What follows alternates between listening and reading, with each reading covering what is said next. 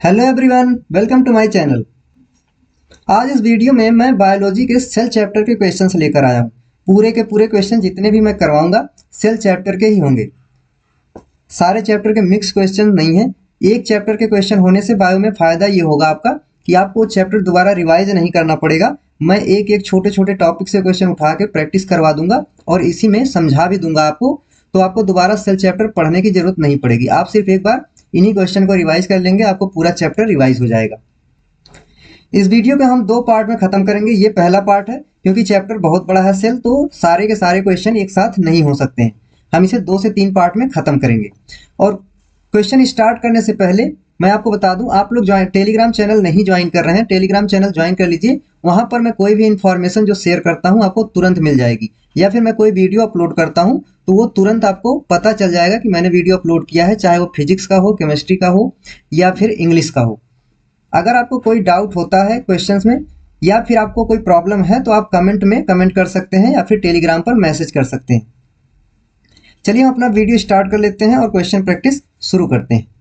पहला क्वेश्चन कह रहा है हमारा, who is credited with the discovery of the cell. मतलब सेल की डिस्कवरी किसने किया था वो पूछ रहा है। तो सेल की डिस्कवरी की जब बात आती है तो दो लोगों का नाम आता है, रॉबर्ट हुक और एंटोन वैन लीवेनहुक का। इसमें कंफ्यूजन होता है, बहुत बार कंफ्यूजन होता है। और ये दोनों ऑप्शन जब भी सेल डिस्कवरी से क्वेश्चन आएगा तो दोनों ऑप्शन जरूर रहेंगे क्वेश्चन में। इसलिए मैं आपको बता दे रहा हूं कि कब कौन सा लगाना है। अगर वो सिर्फ सेल डिस्कवरी की बात करता है, डायरेक्ट लिखता है कि who discovered the cell, who discovered the cell, तो आप लगाएंगे रॉबर्ट हुक।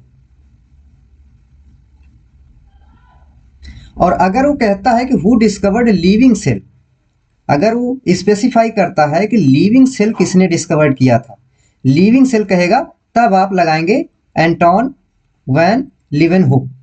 तो हमसे यहां पर कुछ नहीं कहा है कि लिविंग या डेड, तो हम आंसर रॉबर्ट हुक लगाएंगे। पहला ऑप्शन ही रॉबर्ट हुक दिया हुआ है तो हमारा करेक्ट आंसर ए होगा। यहाँ पर ये करेक्ट आंसर होगा। मैंने बता दिया है कि आपको कब कौन सा लगाना है। सेल डिस्कवरी से सबसे ज्यादा यही क्वेश्चन पूछा जाता है जब भी पूछा जाता है, क्योंकि दोनों में कंफ्यूजन रहता है। एक डेड सेल डिस्कवर किए हुए थे, एक लिविंग सेल। नेक्स्ट क्वेश्चन देखते हैं हम। नेक्स्ट क्वेश्चन देखने से पहले मैं आपको बता दूं, हमने एक टेस्ट सीरीज लॉन्च किया हुआ है यूपी सीनेट एग्जाम के लिए, Florence Academy full length test series के नाम से। इसमें आपको टोटल 10 टेस्ट मिलेंगे। टेस्ट हिंदी और इंग्लिश दोनों लैंग्वेज में होंगे, हिंदी प्लस इंग्लिश दोनों लैंग्वेज में होंगे और प्रॉपर शेड्यूल से होंगे। यूपी सीनेट के सिलेबस पर बेस्ड होंगे। बहुत ज़्यादा हाई लेवल का या बहुत ज़्यादा लो लेवल का क्वेश्चन नहीं रहेगा। जिस तरीके के क्वेश्चंस यूपी सीनेट में आते हैं ठीक उसी तरीके के क्वेश्चन इसमें रखे जाएंगे। तो आपके लिए ये टेस्ट बहुत बेहतरीन हो सकता है। इससे आपके नंबर में बहुत ज़्यादा फर्क पड़ सकता है और रैंक आपकी बहुत अच्छी आ सकती है यूपी सीनेट एग्जाम में। तो मैं आपसे कहूँगा कि आप इस टेस्ट को जरूर लीजिए, चाहे आप हिंदी मीडियम से हो या फिर इंग्लिश मीडियम से हो। दोनों मीडियम के लिए पेपर बनाया गया है। आपको सारे टेस्ट पेपर के सॉल्यूशन भी प्रोवाइड कराए जाएंगे। हमने इसका प्राइस रखा हुआ है 99 रुपीज़। 99 रुपीज़ में आपको 10 टेस्ट पेपर मिलेंगे, हिंदी और इंग्लिश दोनों लैंग्वेज में। सॉल्यूशंस के साथ आपको सॉल्यूशन भी कराया जाएगा और सारे के सारे टेस्ट फुल सिलेबस टेस्ट होंगे, मतलब पार्ट वाले टेस्ट नहीं होंगे, फुल सिलेबस के टेस्ट होंगे। टोटल 200 क्वेश्चन सारे के सारे टेस्ट में रहेंगे, यानी कि आपको 2000 क्वेश्चन प्रैक्टिस के लिए मिलेंगे। 99 रुपए में या कहें तो 99 रुपीज़ में इतना मिलना कहीं पर बहुत ही मुश्किल है। अगर आप टेस्ट ज्वाइन करना चाहते हैं तो इस व्हाट्सएप नंबर पर मैसेज करिए, यहाँ पर आपको और ज़्यादा जानकारी मिल जाएगी और आपको यहाँ से टेस्ट सीरीज ज्वाइन करा दिया जाएगा। हम अपना नेक्स्ट क्वेश्चन देखते हैं। क्वेश्चन कह रहा है, which of the following is not a part of cell theory. कह रहा है कि इसमें से कौन सा सेल थियरी का पार्ट नहीं है। तो सेल थियरी के स्टेटमेंट से उन्हीं स्टेटमेंट्स को यहाँ पर लिखा हुआ है और पूछ रहा है कि इसमें से कौन सा स्टेटमेंट सेल थियरी का स्टेटमेंट नहीं था। पहला कह रहा है, all living organism are composed of cells. ये सेल थियरी का पार्ट है। दूसरा कह रहा है, cell arises from pre existing cells, ये भी है। तीसरा कह रहा है, cells are the basic unit of life. और चौथा कह रहा है, all cells have a nucleus. तो पहला ऑप्शन जो है, all living organism are composed of cells, ये सेल थियरी का पहला स्टेटमेंट है। दूसरा स्टेटमेंट है जो करेक्शन के बाद आया था कि cell arises from pre existing cells, और तीसरा भी ये सेल थियरी का ही पार्ट है, cells are the basic unit of life. जो चौथा दिया हुआ है all cells have a nucleus, ये हमारे सेल थियरी का पार्ट नहीं है। फोर्थ ऑप्शन जो है हमारा सेल थियरी का पार्ट नहीं है, तो हमारा करेक्ट ऑप्शन जो होगा डी होगा। Which type of cell lacks a true nucleus, मतलब कह रहा है कि कौन से सेल में ट्रू न्यूक्लियस नहीं होता है। तो हम देख लेते हैं eukaryotic cell, prokaryotic cell, animal cell और प्लांट सेल। तो ट्रू न्यूक्लियस और फॉल्स न्यूक्लियस, न्यूक्लियस जो होता है अगर हम इसकी बात करें तो ये यूकैरियोटिक में फुल्ली डेवलप्ड होता है, यूकैरियोटिक में फुल्ली डेवलप्ड होता है, और प्रोकैरियोटिक में पार्शियली डेवलप्ड होता है, मतलब पूरी तरीके से डेवलप नहीं होता है। तो ट्रू न्यूक्लियस उसे कहेंगे जो फुल्ली डेवलप्ड हो, यानी कि यूकैरियोटिक्स में पाया जाएगा। तो हमसे कह रहा है कि किसमें नहीं होता है, तो हमारा करेक्ट ऑप्शन जो होगा वो प्रोकैरियोटिक होगा, यानी कि बी ऑप्शन। अगर हम एनिमल सेल और प्लांट सेल की बात करें तो वो दोनों ही यूकैरियोटिक सेल हैं, यानी कि उसमें न्यूक्लियस होता है, ट्रू न्यूक्लियस होता है। नेक्स्ट क्वेश्चन देखते हैं, which organelle is responsible for protein synthesis, कह रहा है कि प्रोटीन सिंथेसिस कौन सा सेल ऑर्गेनेली करता है। तो हम देख लेते हैं राइबोसोम, माइटोकॉन्ड्रिया, गोल्जी अपैरेटस और लाइसोसोम। तो प्रोटीन सिंथेसिस के लिए सभी लोगों को पता होगा, अगर नहीं पता है तो मैं बता रहा हूं, ये पूरा का पूरा आपका एक तरीके से रिवाइज हो जा रहा है, एक सेल चैप्टर पूरा आपका रिवाइज हो जा रहा है इन क्वेश्चन से। राइबोसोम जो है प्रोटीन सिंथेसिस करता है, प्रोटीन सिंथेसिस करता है। माइटोकॉन्ड्रिया जो होती है इसे power house of the cell कहते हैं, यहां से एनर्जी जनरेट होती है। गोल्जी अपैरेटस जो होता है ये लिपिड का फॉर्मेशन या फिर स्टोरेज का काम करता है, और लाइसोसोम इसे सुसाइडल बैग कहते हैं। तो चारों का मैंने बता दिया है, हमारा करेक्ट ऑप्शन जो होगा ए होगा। प्रोटीन सिंथेसिस पूछा था तो वो राइबोसोम होता है। नेक्स्ट क्वेश्चन देखते हैं हम, कह रहा है which of the following is found only in plant cells, इसमें से कौन सा सिर्फ प्लांट सेल में पाया जाता है। देख लेते हैं क्लोरोप्लास्ट, सेंट्रियोल, लाइसोसोम और माइटोकॉन्ड्रिया। ये कुछ सेल ऑर्गेनेलीज के नाम दिए हैं, हमें बताना है कि इसमें से कौन सा प्लांट में पाया जाता है, सिर्फ प्लांट में। तो हमारा आंसर जो होगा वो क्लोरोप्लास्ट होगा, क्लोरोप्लास्ट सिर्फ प्लांट में पाया जाता है। सेंट्रियोल की बात करें तो सेंट्रियोल सिर्फ एनिमल सेल में पाया जाता है, एनिमल सेल में पाया जाता है। नेक्स्ट देखते हैं, कह रहा है what is the function of the mitochondria, mitochondria का फंक्शन क्या होता है। अभी अभी मैंने बताया था एनर्जी प्रोडक्शन, उसे power house of the cell कहते हैं। तो कह रहा है photosynthesis, protein synthesis, energy production and waste disposal. तो हमारा आंसर जो होगा वो एनर्जी प्रोडक्शन होगा, सी होगा। नेक्स्ट क्वेश्चन कह रहा है which organelle is known as the suicidal bag. इसके पहले वाले क्वेश्चन में ये भी मैंने बताया था कि सुसाइडल बैग हम लाइसोसोम के कहते हैं। सेकंड ऑप्शन दिया हुआ है बी हमारा करेक्ट ऑप्शन होगा। राइबोसोम प्रोटीन सिंथेसिस करता है, गोल्जी अपैरेटस स्टोरेज का काम करता है। नेक्स्ट क्वेश्चन कह रहा है what is the main function of the Golgi apparatus, Golgi apparatus का क्या काम है। कह रहा है protein synthesis, lipid synthesis, packaging and transporting materials, energy production. तो हमने अभी बताया था सी ऑप्शन यहाँ पर करेक्ट होगा, packaging and transporting of materials. कह रहा है which of the following is not a difference between prokaryotic and eukaryotic cell. कह रहा है प्रोकैरियोटिक और यूकैरियोटिक में कौन सा डिफरेंस नहीं होता है। तो कह रहा है presence of nucleus, presence of membrane bound organelles, size of the cell and presence of DNA। presence of nucleus ये डिफरेंस होता है, presence of membrane bound organelles ये भी डिफरेंस होता है, size of the cell prokaryotic cell generally छोटे होते हैं, यूकैरियोटिक सेल बड़े होते हैं। प्रोकैरियोटिक में न्यूक्लियस वेल डेवलप्ड नहीं होता है, यूकैरियोटिक्स में न्यूक्लियस वेल डेवलप्ड होता है। प्रोकैरियोटिक्स में मेम्ब्रेन बाउंड ऑर्गेनेलीज नहीं पाए जाते हैं और यूकैरियोटिक में मेम्ब्रेन बाउंड ऑर्गेनेलीज पाए जाते हैं। तो ऊपर के तीनों ऑप्शन ये डिफरेंस बता रहे हैं, हमसे पूछा था कौन सा डिफरेंस नहीं बता रहा है। तो चाहे वो प्रोकैरियोटिक हो या यूकैरियोटिक हो, डीएनए दोनों में प्रेजेंट होता है, इसलिए हमारा करेक्ट ऑप्शन होगा डी। नेक्स्ट क्वेश्चन देखते हैं हम, विच ऑर्गेनेली कंटेन्स डाइजेस्टिव एंजाइम्स, इसमें से कौन सा डाइजेस्टिव एंजाइम अपने पास रखता है। तो राइबोसोम प्रोटीन सिंथेसिस इसका काम है, इसको एंजाइम की कोई जरूरत नहीं होती है। लाइसोसोम इसे सुसाइडल बैग कहते हैं। सुसाइडल बैग कहते क्यों हैं? इसे सुसाइडल बैग इसलिए कहते हैं कि ये सेल के अंदर ही जो भी चीजें खराब होती हैं उसे अपने अंदर डाइजेस्ट कर लेता है, मतलब एक तरीके से मार के खा जाता है। तो इसको एंजाइम की जरूरत होती है, डाइजेस्ट के लिए इसको एंजाइम की जरूरत होती है। तो डाइजेस्टिव एंजाइम अपने अंदर लाइसोसोम ही रखता है। इसका करेक्ट आंसर होगा बी। गोल्गी अपैरेटस का काम स्टोरेज का होता है, उसे एंजाइम की जरूरत नहीं होती है। माइटोकॉन्ड्रिया एनर्जी प्रोडक्शन करता है, उसे डाइजेस्टिव एंजाइम की जरूरत नहीं होती है। नेक्स्ट क्वेश्चन देखते हैं हम, what is the function of the nucleus. कह रहा है कि न्यूक्लियस का क्या फंक्शन होता है। पहला कह रहा है energy production, storage of the genetic material, protein synthesis and waste disposal. तो न्यूक्लियस का अगर मेन फंक्शन हम समझने की कोशिश करें तो न्यूक्लियस का मेन फंक्शन होता है जेनेटिक मटेरियल को स्टोर करना, डीएनए को अपने अंदर रखना, इसका मेन काम यही है। तो हम करेक्ट आंसर जो लगाएंगे वो बी लगाएंगे। भले ही इसमें से चाहे और कोई वो काम करता हो ना करता हो, लेकिन हमारा मेन काम जो है जेनेटिक मटेरियल है और वो अकेले ऑप्शन में दिया हुआ है, तो हम बी ऑप्शन ही करेक्ट लगाएंगे। नेक्स्ट कह रहा है which of the following is characteristic of prokaryotic cells. हमें प्रोकैरियोटिक सेल्स की कैरेक्टरिस्टिक बतानी। तो presence of nucleus, absence of membrane bound organelles, large size, presence of mitochondria. सबसे पहले लिखा है कि प्रेजेंस ऑफ न्यूक्लियस, कह रहा है प्रोकैरियोटिक में न्यूक्लियस प्रेजेंट होता है, तो ये गलत हो गया। न्यूक्लियस नहीं होता, उसमें न्यूक्लियोइड होता है। यानी कि न्यूक्लियोइड मतलब वो, न्यूक्लियोइड का मतलब होता है जो पूरी तरीके से डेवलप न्यूक्लियस नहीं होता है। बी ऑप्शन में कहा है कि उसमें मेम्ब्रेन बाउंड ऑर्गेनेलीज एब्सेंट होते हैं, तो ये करेक्ट ऑप्शन बता रहा है। अभी पिछले क्वेश्चन में ही डिफरेंस जब मैं बता रहा था तो मैंने बताया था कि मेम्ब्रेन बाउंड ऑर्गेनेलीज सिर्फ यूकैरियोटिक में होते हैं, प्रोकैरियोटिक में नहीं होते हैं।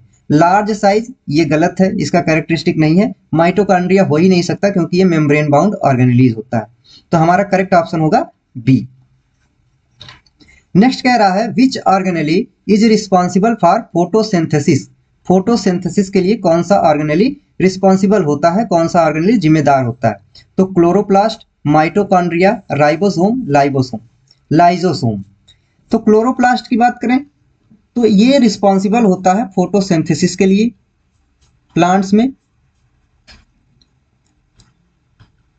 माइटोकॉन्ड्रिया एनर्जी प्रोडक्शन के लिए, राइबोसोम प्रोटीन सिंथेसिस के लिए, लाइसोसोम डाइजेस्ट करने के लिए वेस्ट मटेरियल्स को। हमारा करेक्ट आंसर जो होगा वो ए होगा, क्लोरोप्लास्ट। क्लोरोप्लास्ट के नाम से ही पता चलता है उसमें क्लोरोफिल होता है और फोटोसिंथेसिस वही करवा सकता है जिसमें क्लोरोफिल होता हो। नेक्स्ट क्वेश्चन कह रहा है what is the function of cell membrane. तो सेल मेम्ब्रेन की बात अगर हम करें तो प्लांट सेल में ये दूसरे नंबर पर होता है। प्लांट में सबसे बाहर होता है सेल वॉल, उसके बाद सेल मेम्ब्रेन होती है। और अगर हम एनिमल सेल की बात करें, एनिमल सेल की हम बात करें तो ये सबसे बाहर का हिस्सा जो होता है उसे हम सेल मेम्ब्रेन कहते हैं। तो सेल मेम्ब्रेन का काम क्या हो सकता है। सबसे पहला काम सेल मेम्ब्रेन जो करती है वो किसी भी सब्सटेंस को अंदर जाने से रोकती है या फिर बाहर जाने से रोकती है। जैसे कि अगर फ्लूइड निकलना है बाहर तो पहले सेल मेम्ब्रेन उसे परमिशन देगा तभी वो बाहर आ सकता है। आपने पढ़ा होगा सेल मेम्ब्रेन सेलेक्टिव परमिएबल होती है, मतलब सेलेक्ट करके भेजती है किसको अंदर जाना है और किसको नहीं जाना है। तो एक तरीके से सब्सटेंस के मूवमेंट में हेल्प करती है। अगर प्रोटेक्शन की बात करें तो प्रोटेक्शन प्लांट में सेल वॉल प्रोवाइड करता है, एनिमल सेल उतना ज़्यादा प्रोटेक्शन नहीं देती है। हम ऑप्शन देख लेते हैं क्या क्या दिया है। प्रोटेक्ट द सेल, सेल को प्रोटेक्ट करना। दूसरा है regulate the movement of substance. तीसरा है प्रोवाइड एनर्जी। और चौथा है सिंथेसाइज प्रोटीन। लास्ट के दो ऑप्शन पूरे गलत हैं। ऊपर के दो ऑप्शन में दोनों सही हो सकते हैं, लेकिन अगर हमें नहीं दिया है कि ए और बी बोथ, तो हम सबसे ज़्यादा सटीक आंसर जो लगाएंगे वो regulate the movement of substance लगाएंगे, प्रोटेक्ट द सेल नहीं लगाएंगे। क्योंकि जो सेल मेम्ब्रेन होता है उसका पूरा का पूरा काम प्रोटेक्शन का नहीं होता है, उसका ज़्यादातर काम होता है सब्सटेंस के मूवमेंट को रेगुलेट करना। तो हमारा करेक्ट आंसर जो होगा वो बी होगा। नेक्स्ट देखते हैं, कह रहा है which of the following is not a function of the endoplasmic reticulum. इसमें से इंडोप्लाज्मिक रेटिकुलम का फंक्शन कौन सा नहीं है। इंडोप्लाज्मिक रेटिकुलम दो तरीके का होता है, रफ RER और SER। जो RER होता है यानी कि रफ वाला होता है वो प्रोटीन सिंथेसिस करता है, और जो SER होता है ये लिपिड सिंथेसिस करता है। रफ इसको क्यों कहते हैं, इसमें राइबोसोम प्रेजेंट होता है और SCR में राइबोसोम प्रेजेंट नहीं होता है। तो हम देख लेते हैं हमारा आंसर क्या हो सकता है, क्योंकि यहाँ पर मेंशन नहीं किया है कि रफ इंडोप्लाज्मिक रेटिकुलम की बात कर रहा है या फिर स्मूथ इंडोप्लाज्मिक रेटिकुलम की बात कर रहा है। पहला ऑप्शन दिया हुआ है प्रोटीन सिंथेसिस, तो ये कर सकता है क्योंकि पूरे के पूरे इंडोप्लाज्मिक रेटिकुलम की बात कर रहा है, वो रफ और स्मूथ को डिफ्रेंशिएट नहीं किया है। लिपिड सिंथेसिस ये भी कर सकता है। डिटॉक्सिफिकेशन ये भी कर सकता है। एनर्जी प्रोटेक्शन, एनर्जी प्रोडक्शन नहीं कर सकता। एनर्जी प्रोडक्शन किसका काम होता है, एनर्जी प्रोडक्शन होता है माइटोकॉन्ड्रिया का काम, ये माइटोकॉन्ड्रिया का काम है, इसे इंडोप्लाज्मिक रेटिकुलम नहीं करेगी। अब इससे आपको रिवाइज कैसे करना है, जैसे कि मैंने कहा आपको चैप्टर रिवाइज हो जाएगा, आपको सिर्फ ऑप्शन करेक्ट करके निकलना नहीं है, आपको देखना है कि प्रोटीन सिंथेसिस भी कर सकता है, लिपिड सिंथेसिस भी कर सकता है, और कहीं पर अगर गलती से भी किसी क्वेश्चन में आ जाए आपसे, वहां पर ये कुछ भी ना हो और डिटॉक्सिफिकेशन हो, तो आपको आंसर डिटॉक्सिफिकेशन लगाना होगा। अगर आपको ये ऑप्शन चारों देख के चलेंगे आप, तो रिवाइज हो जाएगा पूरा का पूरा इंडोप्लाज्मिक रेटिकुलम का फंक्शन। और यहाँ पे बगल में मैंने समझा दिया है कि अगर वो डिफ्रेंशिएट कर देता है रफ और स्मूथ में, तब भी आप बता सकते हैं कि कौन सा क्या काम करता है। हमारा करेक्ट ऑप्शन जो होगा वो डी होगा, क्योंकि पूछा था इसमें से कौन सा उसका फंक्शन नहीं है। नेक्स्ट क्वेश्चन देखते हैं, कह रहा है which organelle is responsible for synthesis of lipids, lipids के सिंथेसिस के लिए कौन रिस्पॉन्सिबल होता है। अब क्वेश्चन दिया हुआ है कि रफ इंडोप्लाज्मिक रेटिकुलम या फिर smooth endoplasmic reticulum, Golgi apparatus और राइबोसोम नहीं हो सकता है। तो अभी इसके पहले वाले क्वेश्चन में मैंने बताया था कि स्मूथ का काम होता है लिपिड सिंथेसिस करना, तो हमारा करेक्ट ऑप्शन जो होगा वो बी होगा। नेक्स्ट क्वेश्चन देखते हैं, विच of the following is found in both prokaryotic and eukaryotic, कह रहा है दोनों में कौन पाया जाता है, प्रोकैरियोटिक और यूकैरियोटिक में दोनों में कौन पाया जाता है। तो अगर हम न्यूक्लियस की बात करें तो ये नहीं पाया जाता है, राइबोसोम पाया जाता है, माइटोकॉन्ड्रिया नहीं पाया जाता, गोल्गी apparatus नहीं पाया जाता है। प्रोकैरियोटिक और यूकैरियोटिक में कॉमन दो ही चीजें पाई जाती हैं, पहला राइबोसोम और दूसरा सेल मेम्ब्रेन। अगर कभी पूछ ले आपसे कि दो कौन से दो ऑर्गेनेलीज हैं जो दोनों में पाई जाती हैं, तो आप बताएंगे cell membrane plus ribosome. What is the function of the cytoskeleton, cytoskeleton का क्या फंक्शन होता है। साइटोस्केलेटन एक ऑर्गेनेलीज है, उसको कह रहा है कि इसका फंक्शन क्या होता है। Cytoskeleton provide structural support, synthesize protein, storage genetic material, production of energy.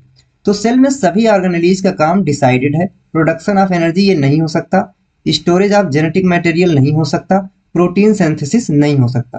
तो लॉजिकली भी ये आंसर सही है, पहला ऑप्शन ही सही आएगा। लेकिन साइटोस्केलेटन का जो फंक्शन होता है वो स्ट्रक्चरल सपोर्ट होता है, कुछ इस तरीके का स्ट्रक्चर सेल में होता है जो उसे सिकुड़ने से बचाता है, उसको हम साइटोस्केलेटन कहते हैं। तो उसका मेन काम होता है स्ट्रक्चरल सपोर्ट देना। ए ऑप्शन हमारा यहाँ पर करेक्ट होगा। नेक्स्ट क्वेश्चन कह रहा है which organelle is responsible for breaking down fatty acid, fatty acid को ब्रेक डाउन में कौन सा हेल्प करता है। तो फैटी एसिड का ब्रेक डाउन कराता है पेरोक्सीसोम, पेरोक्सीसोम। कहीं पर भी आपसे क्वेश्चन पूछा जाएगा कि फैटी एसिड का ब्रेकडाउन सेल में कौन करता है, तो आप लगाएंगे पेरोक्सीसोम। हमारा ए ऑप्शन करेक्ट होगा। लाइसोसोम का फंक्शन मैं कई बार बता चुका हूं, गोल्गी apparatus का भी बता चुका हूं और राइबोसोम का फंक्शन भी बता चुका हूं। नेक्स्ट क्वेश्चन देखते हैं। नेक्स्ट क्वेश्चन कह रहा है which of the following is not a component of the cell wall in plants, कह रहा है कि इसमें से प्लांट सेल वॉल का कंपोनेंट कौन सा नहीं है। तो सेलुलोज ये होता है, काइटिन नहीं होता है, पेक्टिन होता है और हेमिसेलुलोज भी होता है। काइटिन जो होता है ये फंगल सेल वॉल का होता है, फंगल सेल में पाया जाता है, काइटिन फंगल सेल में पाया जाता है, बाकी सारे के सारे प्लांट सेल में पाए जाते हैं। तो हमारा करेक्ट आंसर जो होगा वो बी होगा। आज के लिए इस पार्ट में हम इतना ही रखते हैं। टोटल 20 क्वेश्चंस इसमें हुए हैं, बाकी के 20 to 30 क्वेश्चन मैं नेक्स्ट वीडियो में कराऊंगा। आपको जैसे बताया है मैंने, एक एक ऑप्शन को आप देखिएगा और समझिएगा कि उनका क्या फंक्शन है, वो किसके पार्ट हैं किसके नहीं हैं, तो आपको चैप्टर रिवाइज हो जाएगा। इसी क्वेश्चन को 20 क्वेश्चन को करने से आपको पूरा चैप्टर रिवाइज हो जाएगा अगर आप करना चाहेंगे तो। दूसरी चीज, टेलीग्राम चैनल जरूर ज्वाइन कर लीजिए, उससे आपको कोई भी नोटिफिकेशन तुरंत मिल जाएगा।